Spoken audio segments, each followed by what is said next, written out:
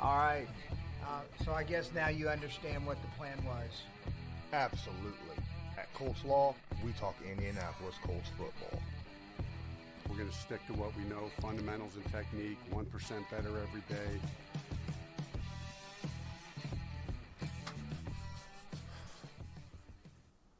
What's going on, Colts Nation? I'm Lawrence Owen, and my boy Loyalist isn't here today because, well, he was, and then he dropped out. Then he came back. Then he dropped out.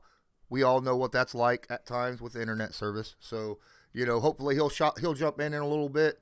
But I got my boy Ray, DPN Ray. What's going on? Yeah, give the boy a big old hand of applause because today is the day that we have been waiting for all week. We have held back us talking shit about each other's teams all week, and it's today. Now we get to sit down and talk about the actual game, give a little thought process about how we feel like it's going to go. How's it going with you, Ray? How's everything going?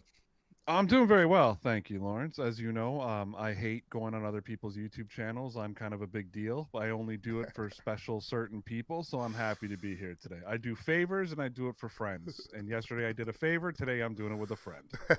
Awesome.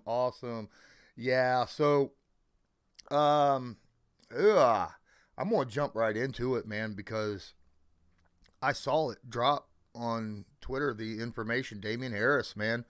How's that going to affect tomorrow's game plan, do you think, for the Patriots?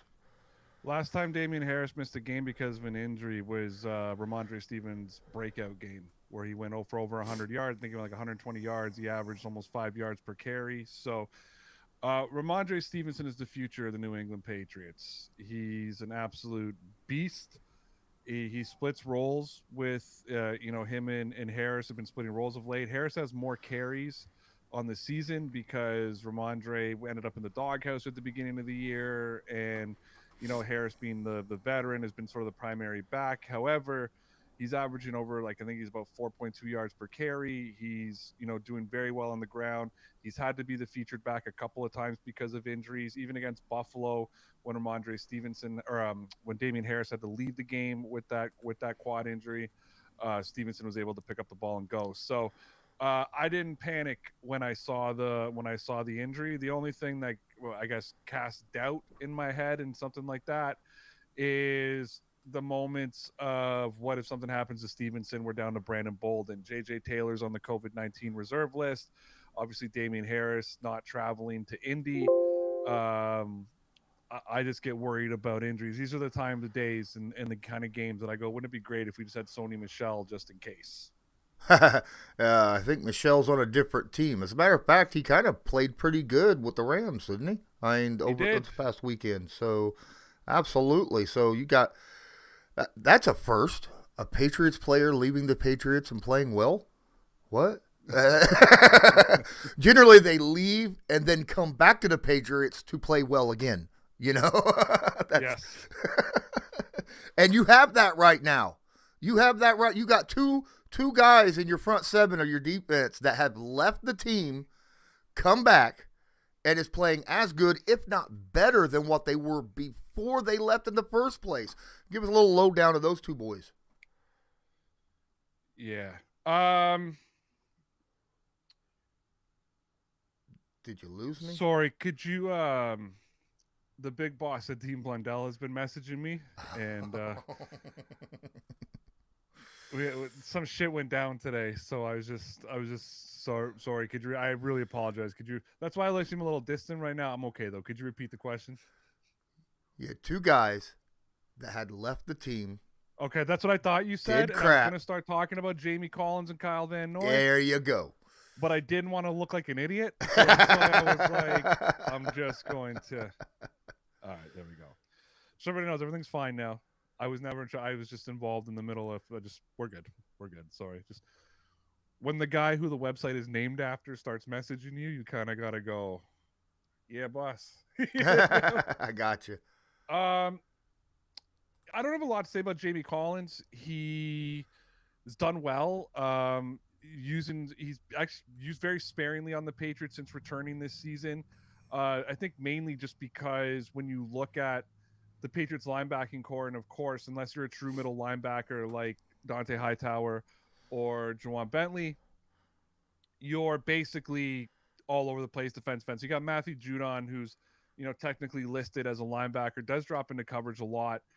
Kyle Van Noy, who I'll get to in a second, and then you got Hightower, and then the Patriots. But one thing the Patriots do a lot is they drop safeties into the box as well. Adrian Phillips, Kyle Duggar, two guys who can play like linebackers, and they're not your typical little safeties that are going to come in. I mean, they're big hitting, lay the boom type of safeties. So to get Jamie Collins his reps can be a little bit sparse at time, and then he ended up on the IR for a bunch of times. So that was it. Kyle Van Noy is back to being Kyle Van Noy. He had a really rough start to the season. A lot of questions from Patriot fans where we were saying what happened to Kyle? Where's the guy who was here 2 years ago? Where's the guy who was in Miami last year? What happened? And then he's been on a tear throughout this whole 7-game win streak, and thrilled to have them back. Kyle was in my doghouse for a while because he made some comments about the Patriots last season, but Kyle's a competitive guy, and I just read a really, really funny story today that he was talking about that when he got to New England back in 2016, when they traded him from Detroit, Dante Hightower didn't like him because they had traded Jamie Collins to the Browns, brought in Van Noy, and Hightower was really just annoyed about the whole situation. What a lot of people don't remember is that offseason they had traded Chandler Jones to the Arizona Cardinals. So you lost Chandler Jones, who's still one of the best defensive ends in the league. You lost Jamie Collins, who was one of the most athletic linebackers in the league at that time. It was a part of that 2014 Super Bowl team.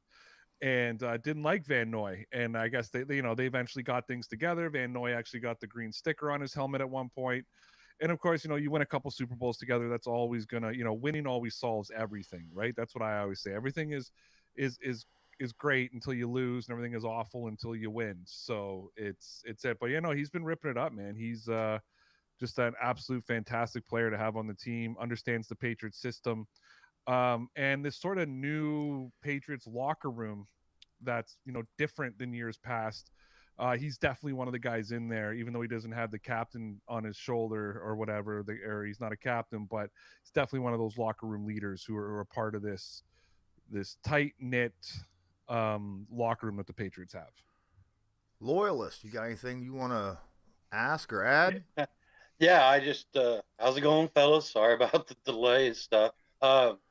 I just honestly, this game for me, rushing, whether you guys can stop us from running the ball, whether we can stop you from running the ball, that is just the hugest question. And I guess, Colts fans are like, JT's going to be able to do JT things no matter what. And I'm sure the Patriots are like, no, we're going to have something to do to stop that. I guess from what that the Patriots defense can eliminate JT and how much he has on this. No, it's the same way you don't eliminate Derrick Henry. What you try to do is you try to limit the damage that they can do on your team. What I will point out, though, is I'm not worried about Jonathan Taylor in the sense of running yards up on the Patriots over and over again. The Patriots have let up 200 yards of rushing twice this year. They let up 17 points and 13 points. The Patriots are the quintessential bend but don't break, right? I think they're rated 15th in the league for yards per game or something of that nature. Actually, I have the stat in front of me. I'll tell you exactly what they're rated. They're rated 11th. I guess it's not. Oh no, that's the Colts. They're rated. They're rated 3rd in the league. I guess they're not that bad for yards per game. But they are. They're the 3rd best passing defense in the league, but they're only 18th in rush. They're giving up less than 16 points a game, and that's the Patriots' bread and butter. I believe. I was trying to find this stat, but the last time I looked it up last week, they're the number 1 red zone defense in the NFL. So you can get there. They'll let you get to the 20, but it's very difficult for teams to do anything, even when you got those big bruising backs. This is when the Patriots team clamps down, and it's also where they do most of their damage in the interception game as well. They want nothing more than Carson Wentz to throw the football in the red zone, because that's when you got the ball hawks that are just ready. And it's why I think it's a really kind of cool matchup between the Colts and the Patriots because it's going to be difficult on both sides. Coming into this, show tonight, I was kind of just looking at the rosters, and I was actually trying to think of like, okay, when Lawrence starts laying out why the Colts are going to win, I'm like, how do I counterbalance those things? Like, what arguments are going to come at me? And I'm going to hear all about Michael Pittman. I'm going to hear about the 50-50 balls. I'm going to hear about how big and strong the receivers are. Well, the Patriots counter that beautifully with big, strong 50-50 cornerbacks and safeties and all that kind of stuff. So it's a really, really interesting matchup because you've got a Patriots team who's not great at stopping the run. You've got a Colts team who's not great at stopping the run. You've got two teams who like to run the football. You've got the 9th best rushing team in the Patriots against the 2nd best rushing team in Indy. You got the 15th best run defense in the NFL to the 18th best run defense in the NFL. You've got the 9th best points per game defensively to the 1st best points per game defensively, going up against the 3rd best scoring offense in the league in Indianapolis. You've got number 1 and number 2 in turnover differential. So like all these things that the Colts and the Patriots would use to lay out the arguments. Well, hey, we turn the ball over. Hey, we do this, we do that, we do, we got this guy, we got that guy, we got the Forrest Buckner, we've got Micah Hyde, or not Micah Hyde, no, what the fuck, sorry, apologize. Anyways, you get what I'm saying, you know what I mean? You go through this whole thing, and then we just counter with the Patriots. So we got Christian Barmore, we got this, well, but Buckner can do this. Do you want to know the reason the Patriots won Super Bowl 53? Because this guy, David Andrews, the Patriots center, absolutely owned and eliminated some guy named Aaron Donald out of the game. Aaron Donald didn't come close to touching Tom Brady, and it was man-to-man coverage between Aaron Donald and David Andrews. And if you go back and look at it, Donald was not a factor at all in the game. So it's and then you've got the some of the stats for both teams are kind of deceiving when you look at quarterback pressures and you look at this and that, because both offensive lines were beat up. Both offensive lines were, now the Patriots offensive line is solidified. Now the Colts offensive line is solidified. I would dare argue it's one of the 2 of the best in the NFL. I don't know if they're number 1 and number 2, probably not, but I'm sure they're up there as some of the best in the NFL. So, what are the Patriots going to do against the Colts offensive line? Well, the Patriots absolutely decimated the Cleveland Browns offensive line, which, when they were still playing in their prime of offensive line play. How are the Patriots offensive line going to do? How are they going to get through DeForest Buckner? How are they going to stop Darius Leonard and all that kind of stuff? Yeah, well, N'Keal Harry, actually, the wide receiver, actually just made Myles Garrett look stupid the whole game. Myles Garrett got 1 quarterback pressure. So, again, it's like both teams could drop out, and then I'm sure, I could start dropping my Patriots arguments, and there'd be counterpoints coming back the other way. It's a game that, to me, you said we haven't been able to talk shit yet. What shit are we going to talk? You know what I mean? Because this is literally a game where anything you say to me, I will counterpoint you. Anything I say to you, you'll counterpoint me, and it's not a stretch. I mean, there's times you talk shit, and they're like, oh, we got this guy, but you're like, get the fuck out of here. You know what I mean? Like, you can't compare those. You can compare it here.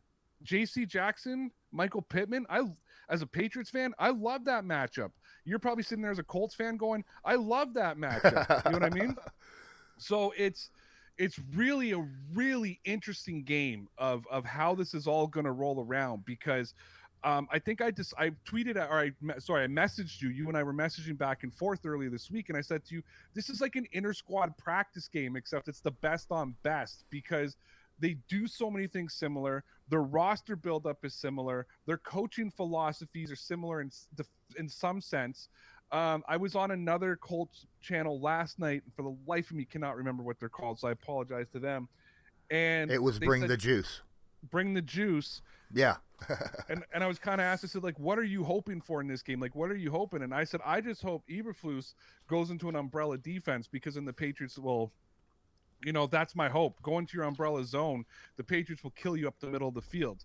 I think what you're going to see out of New England, both offensively and defensively, is obviously you try to take away that team's best player. I've watched a lot of Colts stuff this week. I've watched some of your stuff this week. And everybody thinks that the Patriots are zeroing in to stop Jonathan Taylor. The Patriots are zeroing in to stop Michael Pittman. I'm sorry. If you think that Belichick sat there and said, all right, guys, we're going to go on our game plan. It's going to stop Jonathan Taylor. He's not stupid. let them run the football. You know what I mean? That's what they do. Just don't let him hit those 60, 70-yard touchdowns. Yeah, don't let him hit those 60-yard touchdowns. Well, I mean, it's the same the other way, right? Yeah. I mean, the Patriots have been doing that. But it's don't let them hit those 60, 70-yard touchdowns, but it's let them run the football, right? It's all about mitigating the damage of Jonathan Taylor and I kind of laughed because T.Y. Hilton was talking this week, and trust me, T.Y. Hilton's not going to be the focus anymore like he used to be when the Colts. And he says, I'm 0-3 or I'm 0-4. I'm 0 against the Patriots and this and that. Ask T.Y. Hilton how much he enjoys playing the Patriots because they just would completely eliminate him from the game, right? That's what you're going to get out of Michael Pittman this week. Everybody else, I like the one-on-one matchups on both sides. I think there's going to be times that those receivers are going to get the best of the Patriots. I think there's time the cornerbacks are going to get the best of that. At some point, it's Frank Reich. He's going to want to let Carson Wentz throw the football and take his shot. And I think if I'm saying from a Patriots game plan, that's when they need to strike. You need to get the pressure on Wentz. As we know, the Patriots have been phenomenal on Wentz. Matthew Judon's having a career year this year. Christian Barmore is almost undefeated in one-on-one against a nose tackle, so it's constant double coverage. And then you take two linemen to take out Barmore, and then you got two linebackers flying in. And the Patriot, and on top of all that, you think like, okay, well, the Patriots have been one of the they don't blitz. They did an all-out blitz once against the Buffalo Bills. It was the last play of the game when they went all-out blitz. I'm going to put this on the line, and teams don't want to hear this, and fans don't want to hear this. Forget the players for a second, because I can sit here and say this player, that player, this player, that player. This is, in all my time as a Patriots fan, not all my time. Belichick wasn't always the Patriots coach, but since Bill Belichick has taken over, this is the best coaching performance I've seen out of Bill Belichick in my entire time as a Patriots fan. Let me say that again. This is the best coaching performance. So when you've already got the guy that a lot of people see it as the GOAT, executing at a level I believe he's never executed at before as a coach, that's where all my hope comes in. It's not the players on the field. Yes, they have to execute, but they all say it. You look at, they asked Matthew Judon, why have you been so successful in New England this year? Because they put me in the position to be successful. You know what I mean? And it's all that oiled machine, right? It's everybody has their job, and if everybody just does their job, it's not complicated. Just focus on your job. A very, very difficult team to beat. So I love this match. This is going to be, this is from a from both teams' perspectives. The Colts are, I guess you could call it, hanging on to a playoff spot. You're one of those win losses away from being in or being out. The Patriots, all right. I don't care about the top of the AFC. That's if they got the first seed, great. But the focus for the Patriots has to be the AFC East. You got to take care of the division first. I think this is a huge game because if the Patriots can pull off this victory, which I think it's going to be like a 17-16 game either way. Last night they asked for my prediction, and I said 17-13 either team. I didn't even give who was going to win. But if the Patriots could pull off this game, that game in Buffalo next week or against Buffalo next week at Gillette Stadium, the pressure's not on as if they were to lose this week. And the only other kind of cool thing is the Colts, I believe, are 3-4 at home. Correct? Am I correct on that? Something 3-4 is. I can't remember exactly. Patriots are 6-0 as the road team this season. Mm-hmm. So it's interesting because they're 3-4 at home. And they're 7-1 in the conference. The only loss they had in the conference was to Miami on that first game of the year, which I still blame Damian Harris for that loss. So it's a very, very, very interesting game. Again, there's counterbalances for either team of where one could be much stronger than the other. I think that both of their stats are a little deceiving in areas because of the way their season started compared to where both teams are right now. It's going to be a good game. It's going to be a super good game. And I'm looking forward to it. I think it's gonna be a slugfest. I think they're gonna beat the crap out of each other. And you know, again, it's not about stopping Jonathan Taylor. It's about taking advantage when Carson Wentz is throwing the football and doing that, forcing him into mistakes. Because I don't know what your channel's like, but I see a lot of disrespect to Carson Wentz from the Colts fan base. I'm not saying we need to make Carson Wentz throw the football because he's going to make mistakes, because he doesn't make a lot if you watch him. But one thing the Patriots have been good at this year is forcing quarterbacks to make mistakes just because of the amount of pressure that they're under. And that's where the hope's got to come. Not that you make them one-dimensional. I don't have any illusion that either team's going to go one-dimensional, even though Okereke came out and said they're going to turn the Patriots one-dimensional. You know, I don't think either team's going to turn one-dimensional.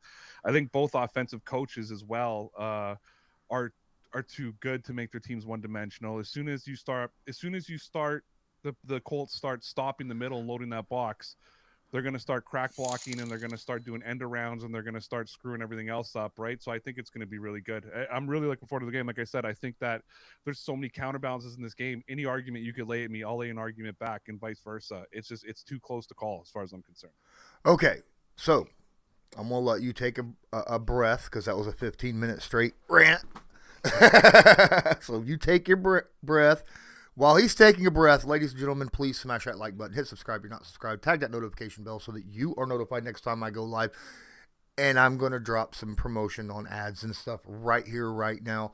Guys, if you do not have it, you love artwork, you love all kinds of stuff for, you know, your walls, man cave, stuff like that, go to the Backroom Collection, because they have all sorts of signed pieces and everything. A lot of great stuff. And don't forget to use my promo code. This channel is proudly sponsored by the Backroom Collection. They do beautiful sports canvas art with football, basketball, baseball, and other sports themes. Special orders are accepted, and autograph pieces are available. Many Indianapolis Colts signed pieces will be available beginning in November. Just use your discount code CL10 to purchase the pieces you want to spice up your living area. That's CL10. And don't forget, just like Ray, my stuff can be found on Newsbreak, so please use the link in the description. Link in the description. This video is sponsored by Newsbreak. Newsbreak is an app used over 1.5 billion times a month by people just like you to get local news via articles or videos by those who are focused on that specific area. People like myself. Just use the link in the description of this video to download it. Then search a city, state, or someone specific, like myself, Colts Law. Then make sure to follow them so you'll get all the news fresh as it comes out. And also what's in the description is the donation link, right below here. There's a little link. Colts Loyalist dropped it because he's out.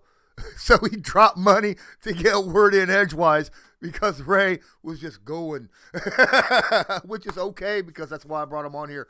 Loyalist dropped $5. Thank you so much. You got all you guys in here. If you want to make sure that you get your comment or question brought up, please use the donation bar down there. He says, who has the biggest margin for error in this game? And honestly, I think it's pretty even on the error situation. Now, win-loss, obviously, you know, the Patriots, in my opinion, can afford a loss more than the Colts can at this point. They're almost guaranteed. They're like 99% chance guaranteed to get in the playoffs right now. They'd have to lose out, and a bunch of people would have to win out, and it's crazy.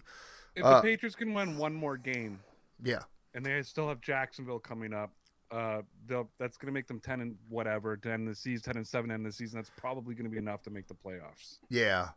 And so, but when it comes to this game, I think it's not really going to be, obviously turnovers going to be a big deal in this game. Big deal. Any turnover in this game is probably going to count double point-wise because of the situation that's going on. But my thinking is, and you were talking about earlier about Bill Belichick having probably the greatest coaching season of his career. Frank Reich's doing an incredible job too. And I think this is a matchup, Bill Belichick's defense, Frank Reich's offense, that coaching, that in-game adjustments that we're going to be seeing. They're both going to come out, and the first couple drives by each team's going to be probably locked in, on their paper, and then they'll start adjusting as the game goes on. And who's ever able to make the best adjustments throughout the game, that's how this game's going to end up. It's who's going to end up winning in that situation. You were talking about, I saw that Kyle Duggar is back, and he's a darn good box safety. But my question, you were talking about, a lot of people were talking about, bringing 8-9 men in the box to stop Taylor, blah, blah, blah. Personally, I think I root against that as a Patriots. I think that's the worst thing they can do, because that's when Taylor breaks his big yards, right? When they crowd that line, the extra safety comes up. He actually averages more yards per carry against loaded boxes than he does against normal boxes. It's that situation. You talked about earlier, don't give up at 50, 60-yard touchdown run. Those happen because of loaded boxes, So that's another situation that I think that you're probably right. Now, we'll probably see a lot different types of schemes defensively to kind of corral the run. But I don't see them all out, run blitzing every down like Tampa Bay was through the first half of that game against the Colts. I don't see it. No. First of all, if you know that stat, Bill Belichick knew that stat a month ago. Yeah. You know what I mean? Like it's no, McChicken and I were kind of typing about it. I think during the bye week at some point, the Patriots are going to run their 3-4. They're going to run their 3-4 offense or 3-4 defense. It's going to be the same thing they always do. You're going to have the big guys up front who are going to rotate through. Gotcha's had a decent year. Again, Christian Barmore's been one of the best rookies in the NFL. Lawrence Guy's having a big year. And then you've got the linebackers in the back. You've got Jawan Bentley, whose nickname is Boomer or Thumper, and he's Thumper for a reason. He can stop those runs. Matthew Judon, who's been hailed for his run stopping this year, or for his pass rush this year, has been low key, very important to the run game at some point. No, like I said, the Patriots aren't looking, in my opinion. I don't believe the Patriots are going to be looking to stop Jonathan Taylor. I think they're going to be looking to mitigate damage against him, trying to get into third downs, because even on 3rd and 2, coaches still think about the pass. You know what I mean? It's not going to be a game like they had, the Patriots against Buffalo, where Carson Wentz is going to throw 3 times. He's going to throw the football. He's going to get his 25, 30 throws. They're probably going to come on 3rd down. You know what I mean? Like it's or 1st down, I guess, sometimes with the Colts, but it's going to come down to that. So no, I don't think they're going to sell out to stop Jonathan Taylor. I think they're going to want to mitigate damage. I think they're going to probably have a little bit of a spy on that second level to make sure he doesn't bust off those big runs. I think the Patriots have let off one big monster run this year, and it was just a completely blown coverage by the Patriots. And 2 bad angles by 2 Patriots veterans of all people, Hightower and Devin McCourty. I don't anticipate that happening a second time, where 2 guys like that make the mistake that they made. There was also an egregious hold on that call too, which opened up that lane that he could go to. So it's I don't whine about refereeing, so I'm not whining about it. But when I look at how things happen, there was an egregious hold that helped push that along, which it's a hold I normally. So I look at kind of everything, how that play broke down. So here's another situation. Okay, so we were talking about earlier. Both of our secondaries are kind of big, physical, long arm kind of guys that like to jump routes occasionally or get physical with the other receivers. And there's a problem with that in this game upcoming, because we got Carl Cheffers, the refereeing group, who lead the NFL in pass interference calls, right? That's going to be something interesting to watch, because, like I said, we've got a couple guys that are really good at it, at being physical.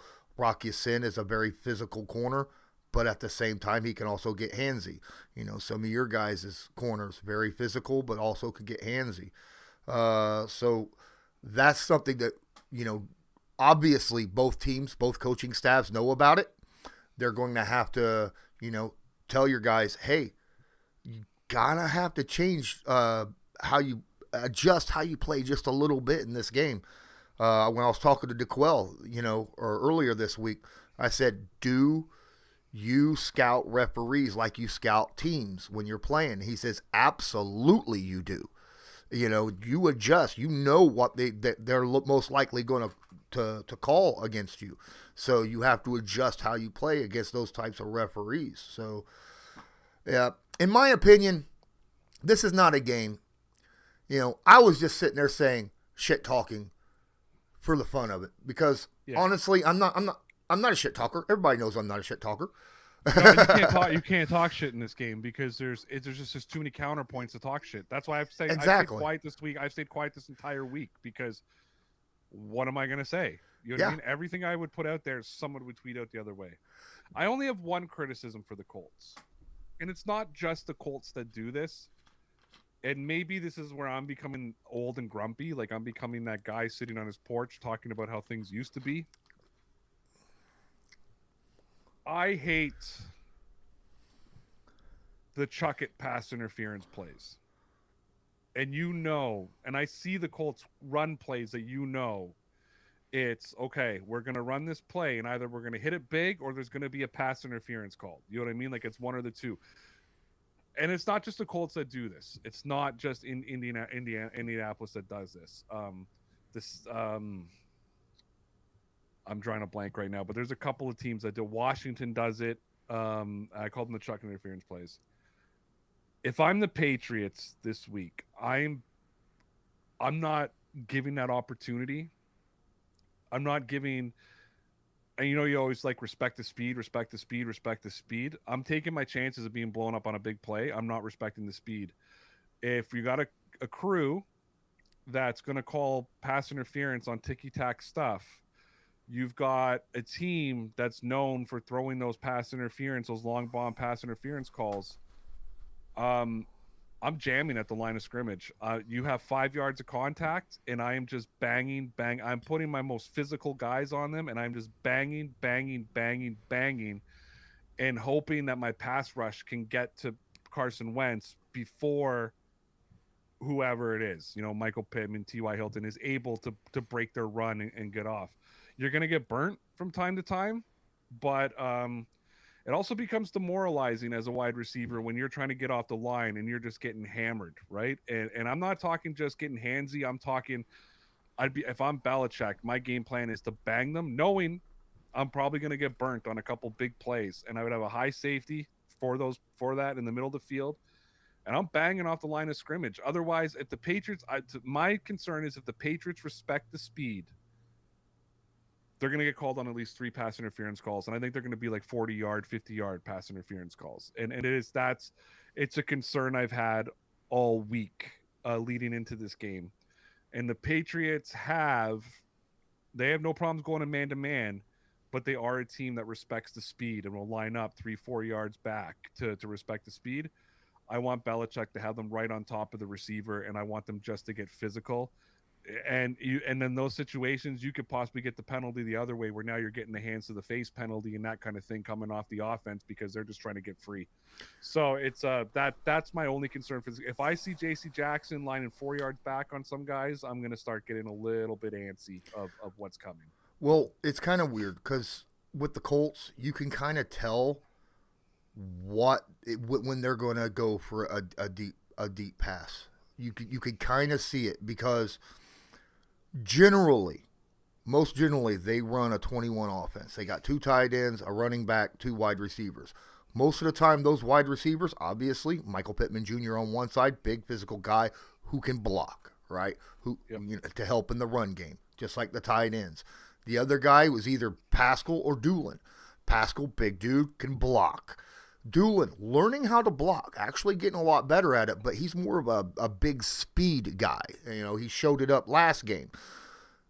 when you start seeing Ty and Doolin on the field at the same time, that's when the safeties and the corners are like, they're going to go for something here. You know, it's generally how it works. One of them will probably take a little short route to draw the safety inside, and the other guy will go out and have one-on-one against a corner, you know, deep. And that you see that a lot with Frank Reich's offense, but you never know which one is doing it. And that's the problem with it. And then, of course, Pittman, you know, you can send him down at any time because he is that 50-50 guy. That's what he does, you know. You were talking about, you know, Carson just chucking it up to him, the chuck pass interference. Carson's not looking for a pass interference call when he does that. You know that, right? He's looking for a completion, but they're looking for completion, but they know what the other outcome can be. I mean, it's you don't do it that much. You don't throw a 50-50 ball as much as you throw, knowing it's being completed 50% of the time, because if it's not being completed, they're calling pass interference. You know what I mean? So that's just as good as a completion at the end of the day. So, look, I have no problem with people using the rules to their advantage. It's like quarterbacks. I think that if a quarterback wants to fake a slide or fake like they're going out of bounds and use it to pick up more yards, all the power to you. I think the NFL needs to change the rules so that you can't take advantage of those kind of things. You know what I mean? I think that for me in general, the grabbing rules and the pass interference rules and everything in the NFL are starting to make the games really boring. You know what I mean? I mean, it's exciting for the team who has the football, but when you're a neutral, just watching, I think that I was reading this last week, that this is the most pass interference calls they've called in a single season is this season. They didn't talk about any particular team. It's just this season. yeah. Yeah, you know what? When the Patriots get a PI call again, you know, for them or against the other team, it's like, yeah, well, that helps us. But outside of you being excited for your own team, any neutral in that game is going, oh, you know what I mean? Like it's another 40-yard thing down the field. It's really getting, to me, it's getting frustrating because receivers are getting bigger, faster, stronger, and yet they keep tailoring rules more and more. And I argue a lot that if you're going to throw the flag on the defenders as much as you do, then throw it on the offense more, because there's a lot of hands going down the field and the defender's getting called and both guys are fighting for position. And it's just, I'm not going to go much further because there's a lot of things about the NFL officiating this, like that's, and not just the officiating. I know they take a wrath, you know, most of my wrath, but the rules and the competition committee. Like I cover the NFL for a living. You heard it here first on Colts Law. I'm in talks with some of my places right now to start covering other sports because I'm almost done covering the NFL because I'm so disgusted with the league right now. It's and this has nothing to do with COVID and what's going on, because I know people who know me been like, I've been ranting. It has nothing to do with this. I've been on about the rules this year, between the taunting, between all the pass interference calls that are being called, between the lopsided pass interference calls between offensive and defensively, between, and this is where I am going to get a little bit homerish, Matthew Judon is held on every single play, and I mean egregious holds. Go look, you're a film guy. Egregious hands stretching, pulling, and they're not throwing the flag. And then someone grabs the shoulder and the guy falls over and they call holding calls. Mm-hmm. I'm getting disgusted with the NFL. I'm really coming close to not covering anymore and not watching this league anymore. And I'm sorry, I'm going on a little tangent here, but it's only because I started talking about the pass interference. I'm really getting, it's starting to make me sick to my stomach watching the NFL. Yeah. The referees have made it about themselves. I've seen a lot about it as well. I mean, the same thing happens with DeForest Buckner on every play. You know, Buckner and Judon both go through that on a play-by-play basis, and it's frustrating to fans. I want to real quick shout out some guys that are in the chat real quick. Cypher, what's up? Rick Crandall, Nano505, Delusional. He's here for you and me both. Probably more for you than me now. Speed, what's up? Brandon, Luke Neely, Juju's in here. We got Juju. That's awesome. I already said Nano, I think. Another lost soul. Hey, we all know who that is. Well, at least me and Ray do. Oh, boy. Yeah, Kimberly Bray's in here. What up, Appreciate you being in here, showing up. This is the first time Ite's been in here since like last year. That's one of my boys too. I know. Zach Avery in here. Ralph Flores. Appreciate you guys. Guys, please don't forget to smash that like button. Hit subscribe if you're not subscribed. And tag that notification bell. Rue Short as well. Trey, what's going on? I'm still just kind of scrolling down. I can't really get to a lot of people. John Gilbert's in here. A lot of your the chat's just moving so well, and I'm not able to really get into what you guys are actually asking and talking about. Cardi's in here. Appreciate you. All right, let's get down to some of the. Good Lord, let's get it. Ooh, Ross. What's up, Ross? Just dropped in here with Chris Troger. Appreciate you. Live from Puerto Rico. Antigua. Listening from Antigua. Wow. Oh, he's Antigua. Oh, yeah, he's on a cruise. Antigua now. Yeah.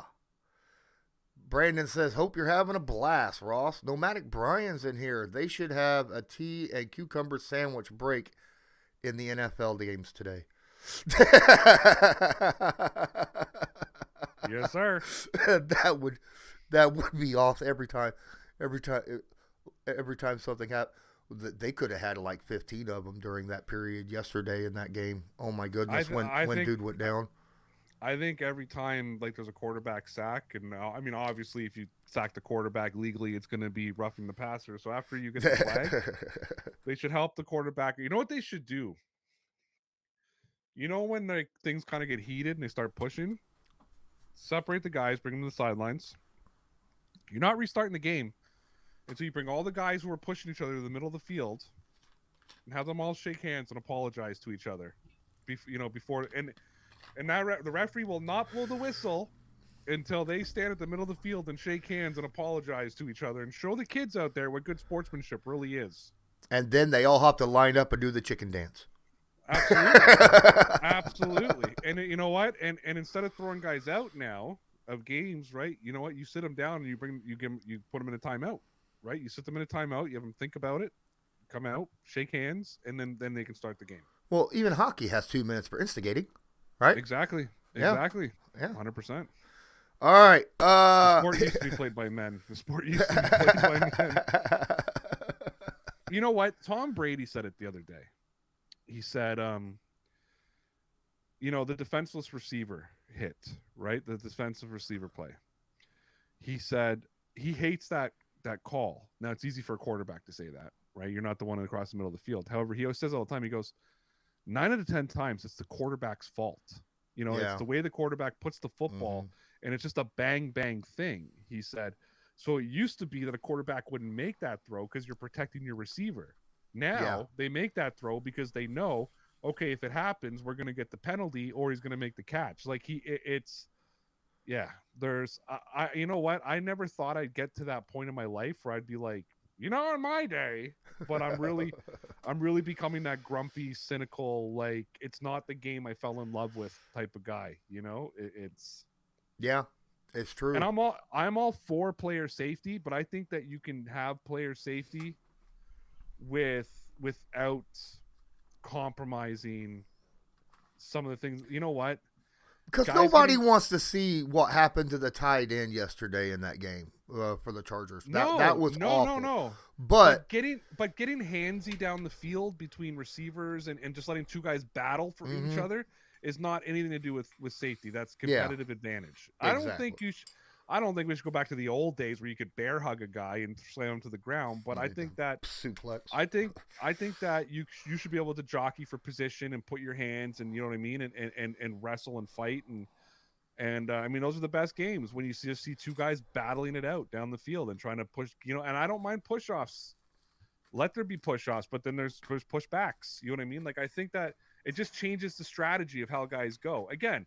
Yes, I don't think that we should be clutching and grabbing, but I think little push-offs and pushbacks and fighting and battling for position is anyways. It does generally when there's a lot of pushing back and forth down the field. Most referees will be like, let it go. Let it go. You know, Yeah, you let both it go. did it. You're both doing it. But there's some that will just throw a flag and pick one, you know, and that's that. And I've caught a bunch of them myself. I understand completely. Getting back into the game, Colts Patriots tomorrow. I'm telling you what, I think this is going to be a hell of a game. You said 17-14. I think it's gonna be a slugfest. Yeah. I have not dropped my my prediction on it, but I think so too. These are two really good defenses, two running teams. I don't see either team really airing it out a lot. You're going to see more air yards in this game this week than you did 2 weeks ago against the Bills. Okay? Yeah. I promise you. I hope so. Or I've got a whole lot of things I got to talk about next week and a lot of questions. Right. But I do think that you're right. It could go either way because both these teams are so damn similar. They're both well coached. They both got good run games. They got good offensive lines. They've got trustworthy quarterbacks. And I say that on purpose because Carson Wentz has been this year one of the most trustworthy quarterbacks in the NFL. But Mac Jones, even as a rookie, has been very trustworthy. Doesn't take those chance throws, you know. You got some people at tight end and wide receiver that can make plays when they need to. The Colts do as well. The defenses, definitely. Coaching is awesome on both sides of the field. This is going to be a really tough game. And if it's a blowout by either team, it's because a turnover happened. Or two, or three. Totally yeah. wrong. I don't even think one turnover is going to change this game, but it's not going to snowball effect. You know, I had a guy on my channel this week is a Buffalo guy, and we were talking about Jonathan Taylor. He goes, well, the best way to beat Jonathan Taylor is just, you know, go up in points. And I'm like, well, yeah, I know. That's the easy thing to do. Like, you know what I mean? Like, and, you know, just if I went to the bank and just asked for $10,000 and they just gave it to me, I mean, that's the easiest way for me to get money as well. I go, it doesn't mean there's 10 grand in the bank. I go, like, you can't live off if the Patriots are just going to go put 21 points up and be up 21-0 and take Jonathan Taylor out of the game. Like, come on. Like, let's be the only thing I'm hoping for, Lawrence, and where the only way I could see the Patriots maybe running away with this game, and you see it more out of Frank Reich than you do out of Belichick. It's not even a panic, but there are times that the Colts could still be running the football, and he starts airing it out as if he needs to, you know, you can't run the football anymore. You know what I mean? And it's like, dude, it's only 10 points. Like, you can run. It's the third quarter. Like, you can run your same normal offense. Mm-hmm. You know what I mean? That's my only hope. If the Patriots somehow take a 10-point lead at some point, and Frank Reich feels the need to take Jonathan Taylor sort of out of the game, then I might be like, okay, one pick and a score, and now it's a 3-point game or a 3-score game. You know what I mean? That's my only hope. I don't think it's going to happen, but that's like my hope that I'm hanging on to. Yeah, I'm kind of the same way on the opposite end. Look, I like Mac Jones, but if a couple turnovers happen or drive stalls or the Colts get up, the Colts have been up by 3 scores or more in the first half this season more than they haven't this year, right? They're the number one scoring offense in the first quarter. I think the Patriots are the number one scoring fourth quarter offense. So it's kind of weird or something of that nature. Yeah. They're the number one fourth quarter scoring offense. Yeah. And the number one second half scoring offense. Second half. One, okay. And number one in the 4. Like, so they hold both of those. Okay. So the only way I see it the other way, like I said, you know, if the Colts get up 2-3 scores in the first half and the game has to go on Mac Jones, it's only because I don't know if Mac Jones can stretch the field on a consistent basis. You know what I mean? He can throw a deep bomb once in a while, but it's not something that you see on a regular basis. When Okereke earlier this week said, we want to try to stop the run, put the game in Mac Jones's hands. Every team in the NFL, when you're a front seven defensive player, wants to do that. I mean, it's just how it is. Yeah. You always want to make a team or try to make a team one-dimensional. It's just that's the go-to plan for any team. So, everybody said, "Oh, he said this."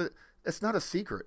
It's not like he said anything that he wouldn't have said, or any of the players on the Patriots would say. I mean, so yeah. Like I said,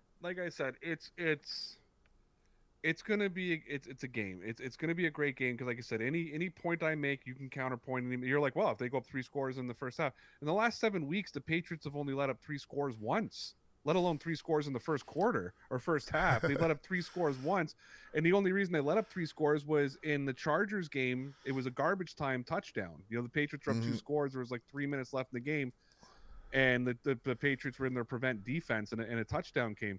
Besides that, they've given up 3 scores. That's the only one they did. Everything else has been 2 or less. The most they gave up besides that is 13, right? Yeah. And you and I have talked about, it doesn't matter who you're playing. When you goose egg a team or you let up 3 points, like, it's still an NFL team. The worst teams in the league are still going to put 10 points on the board. Yeah. You know what I mean? Like, yeah. Like I said, it's going to be interesting because the Patriots, like we said, have the number 1 scoring defense in the NFL. The Colts over the last 10 weeks are the number 1 scoring offense in the NFL. 10-week average, this past 10-week average, 32 points a game. That's going to be interesting against a team that gives up, 14.5 or something like that is what they've been giving up as of late, anyhow, to my knowledge. So I think the last, I don't 15. know. Are you talking the Patriots defense? Yeah. 15 a game, 15.2 a game they're giving up. Yeah. So it's kind of strength versus strength again, So. Yep. That's what I mean. Everything's a counterbalance. Everything's a counter argument. It is, absolutely. Guys, it's been over 51 minutes. Ray's got to prepare for his Patreon here pretty soon, which I'm going to be joining. If you want to join, go join. It is live. Oh, it is. It'll be live? All right. We'll be live. Yeah, 7:30. All right. It'll be there at 7:30. Guys, smash that like button. Hit subscribe if you're not subscribed. Tag that notification bell. You can join my Patreon as well. I had my live one yesterday, Patreon only though. It's $5 a month. Just that's all it is. $5 a month. You can join the Patreon, join in, hang out, bunch of stuff that we do for the Patreon supporters. So if you do it, and if you want to just like see me lying in my bed, if you want to see some real behind the scenes ish, go to Lawrence's Patreon on Thursday nights, and you can see me come crashing out on my bed, just talking mad, whatever the hell we're talking about that night.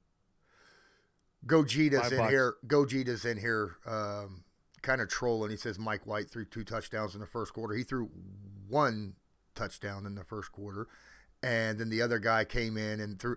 In the fourth quarter, the Colts gave up a bunch because they were up like 40 to freaking 10.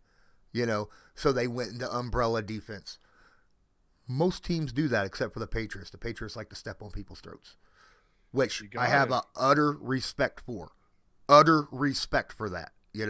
I think the Colts should do that too. But it's not just stepping on their throats. It's also sending a message to their next opponent. This is what we're going to do to you, which is why I've even seen it with Mac Jones. They're in the fourth quarter going, why is he still on the field? And Belichick's sitting there going, 1 more touchdown will probably be okay. That'll make it a 45-0 game to the Jets, and we're just send a message to the next team. This is what we're gonna do to you. I love it. I love it. All right, guys. Thanks so much. Appreciate you, Ray, for jumping on here. Take a moment. Most of these people know who you are, but take a moment and kind of sell yourself here.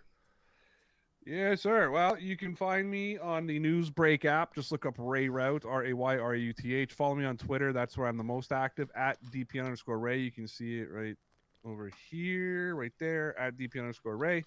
You can also find all my live stuff and all that on there as well. And you can find my podcast and my blogs over on deanblondell.com. This is not who I am. I'm on Lawrence's channel, so I'm being serious tonight and talking real football. I'm like the guy at the bar, the drunk, obnoxious guy at the bar talking football. We like to have fun. I just wrote an article today about Kenny Pickett skipping the Peach Bowl. And my first question I asked is, who the F cares about the Peach Bowl? You know, so just I like that fun. So you can come check it out. I got a YouTube channel called Talking Football for Ray. I'm gonna keep pushing DeanBlundell.com though, because that's my mother. You know, that's my my mother's station. But you can come check me out all those different places. Yeah, Guys, until next time, I'm Lawrence Owen. That's Ray Rauth. And until tomorrow, go Colts. I say 24-17's the score. Bam. I Patriots. dropped it. Patriots. You only hope. 24-17.